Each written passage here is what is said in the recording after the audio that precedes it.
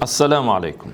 17-mart kechasida bosqinchi Isroil tarafidan Suriyaning janubida joylashgan Dar'a viloyati atrofidagi harbiy bazalarga bir necha bor havo hujumlari amalga oshirildi. Uning natijasida oddiy xalqdan 3 nafar vafot etdi va 19 tasi og'ir yaralandi. Isroil armiyasining matbuot kotibi bu holatga munosabat bildirib shunday dedi: Harbiy obyektlarni Janubiy Suriya hududida mavjudligi Isroilga tahdid solmoqda. Biz xavfsizligimizga tahdid bo'lishiga yo'l qo'ymaymiz va unga qarshi chora ko'ramiz. Asad rejimi qulagandan boshlab Isroil tarafidan Suriyaning turli hududlarida ko'plagan havo hujumlari amalga oshirildi. Qolaversa, Suvayda mintaqasida markazlashgan druzlar toifasi bilan til biriktirib, mintaqani bufer zonaga aylantirish uchun bir necha bor harakatlar bo'ldi va hozirgacha bo'lib kelmoqda. Xo'sh, Isroil Suriyadan nima xohlaydi? Bugun shu haqida suhbatlashamiz.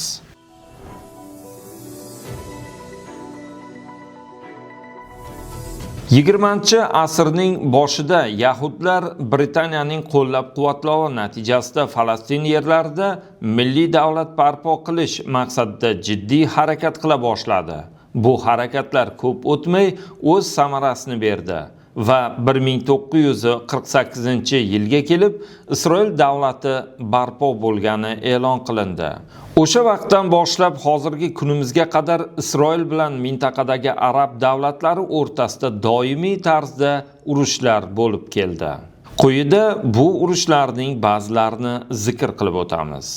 1948-yil 14-mayda Ikkinchi jahon urushi tugagandan 3 yil o'tgach, David Ben-Gurion Isroil davlati Falastinning bir qismida tashkil topganini e'lon qildi.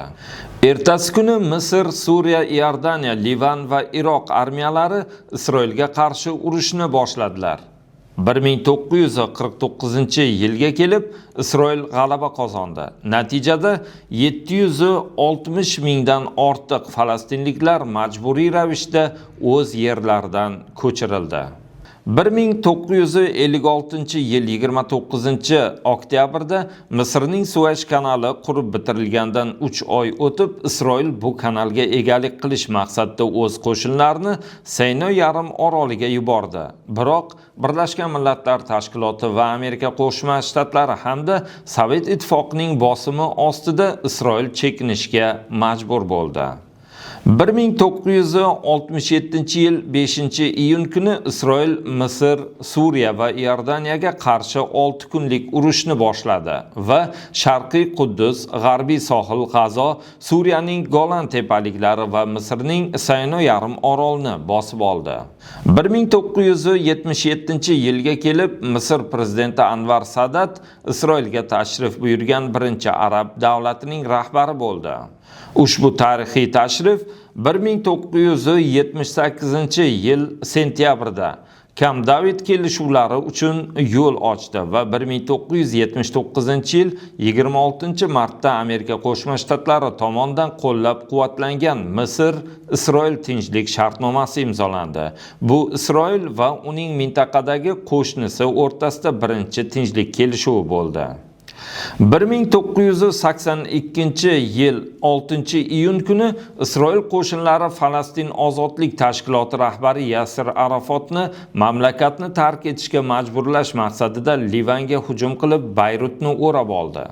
Isroil qo'shinlari 2000-yilgacha Janubiy Livanni egallab turdi. 2006-yil iyulga kelib, Hizbulloh guruhi Isroil harbiylarini asir olishi natijasida Isroil Livanga qarshi qattiq hujum boshladi va Hizbulloh guruhi bilan dahshatli urush olib bordi. 1994-yil 26-oktyabrda Isroil bosh vaziri Ishoq Rabin va Iordaniya bosh vaziri Abdusalam Majali o'rtasida tinchlik shartnomasi imzolandi. 1987-yil dekabrda falastinliklar G'arbiy sohil va G'azo hududlarida Tosh inqilobi deb nomlangan birinchi qo'zg'olonni boshladilar. Bu Isroilning bosqinchiligiga qarshi bosh ko'tarish edi. 1993-yil 13-sentyabrda Osloda o'tkazilgan maxfiy muzokaralardan 6 oy o'tib, Isroil va Falastin ozodlik tashkiloti o'zaro hukumat tuzish haqida kelishuvga erishdilar. Vashingtonda bo'lib o'tgan marosimda Yasir Arafat va Isroil bosh vaziri Ishoq Rabin o'rtasida tarixiy ittifoq bo'lib o'tdi. Undan so'ng Yasir Arafat bosib olingan hududlarga qaytib, Falastin hokimiyatini tashkil etdi. Isroil armiyasi g'arbiy sohilning asosiy shaharlarida qayta bosqin olib bordi va 2002-yil mart oyida bu hududlarda katta hujumni amalga oshirdi.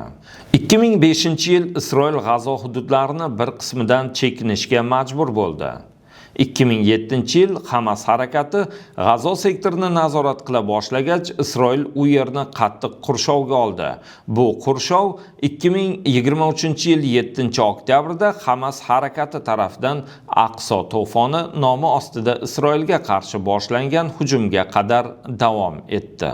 Shu o'rinda Isroilning mintaqadagi strategiyasi haqida aytib o'tishimiz zarur. Britaniya qurolligi butun dunyo bo'ylab o'z nufuzini kengaytirishga harakat qilar ekan, moddiy sarf-xarajatlarni qoplash uchun turli mintaqalardagi iqtisodiy resurslarga boy bo'lgan mintaqalarni ko'z ostiga oldi. Tabiiyki, shular jumlasidan Yaqin Sharq mintaqalarini ham nishonga oldi. Arab yerlarini bosib olgandan keyin mintaqadagi boyliklarni talon-taroj qilish muammo emas. Ammo agar bu talon-taroj doimiy tarzda davom etishini kafolatlash uchun mintaqada biron o'zgarish qilmasa, arab xalqlar o'zaro birlashib Britaniyani mintaqadan quvib chiqish ehtimoli kuchli edi.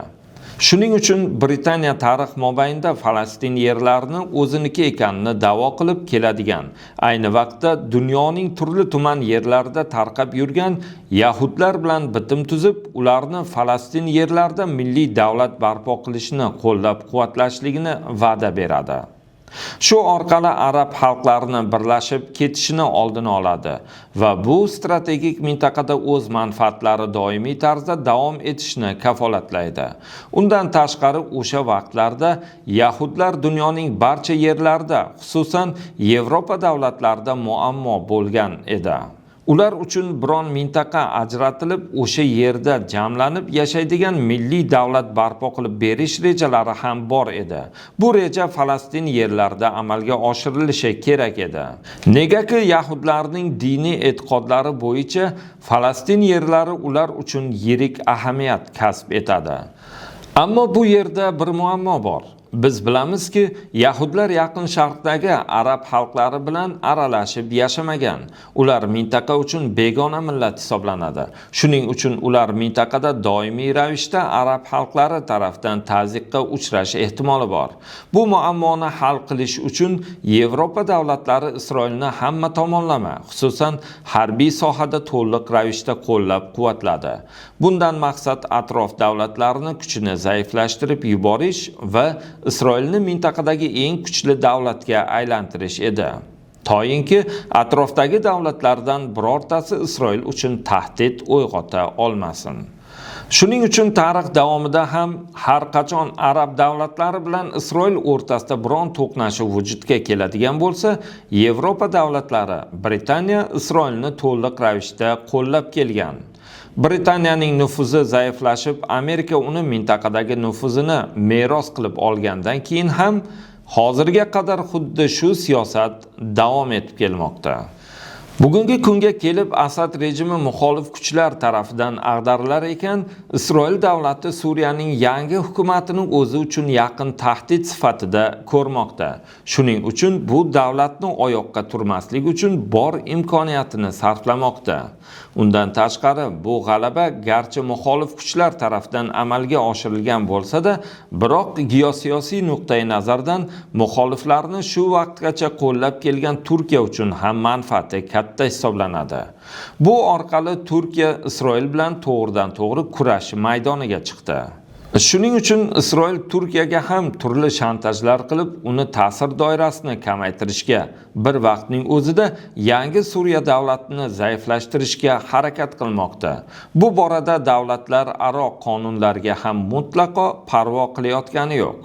Bir tarafdan harbiy bazalar va og'ir qurol yaroqlarga tinimsiz zarba berayotgan bo'lsa, boshqa tarafdan ichki tafriqani keltirib chiqarish maqsadida turli toifalar bilan hamkorlikda faoliyat olib bormoqda. Unga javoban Suriya prezidenti Ahmad Shara milliy muloqotda so'zlagan nutqida mintaqada notinchlikni keltirib chiqarmoqchi bo'lgan tashqi kuchlar qarshisida jim qarab turmaslik, balki birgalikda uni daf qilishlik lozim ekani haqida aytgan edi. Kuni kecha Belgiya poytaxti Brusselda bo'lib o'tgan konferensiyada Suriya tashqi ishlar vaziri Asad Shayboniy ham Suriyaning hududiy yaxlitligi va birligiga tahdid solayotganlarga qarshi jim qarab turmaslikni ta'kidlab o'tdi. Shuningdek, u 1974-yil 31-mayda Suriya bilan Isroil o'rtasida bo'lib o'tgan ittifoqni ham eslab o'tdi va Isroil tarafidan bu kelishuvga xilof ravishda harakat qilinayotganini ta'kidladi. 1974-yildagi kelishuvga ko'ra Suriya bilan Isroil o'rtasidagi otashkesim to'xtashi va Isroil tarafidan bosib olingan Shayx Jabal mintaqalari va 1967-yilda bosib olingan Qunaytra mintaqalaridan chekinishi belgilangan edi.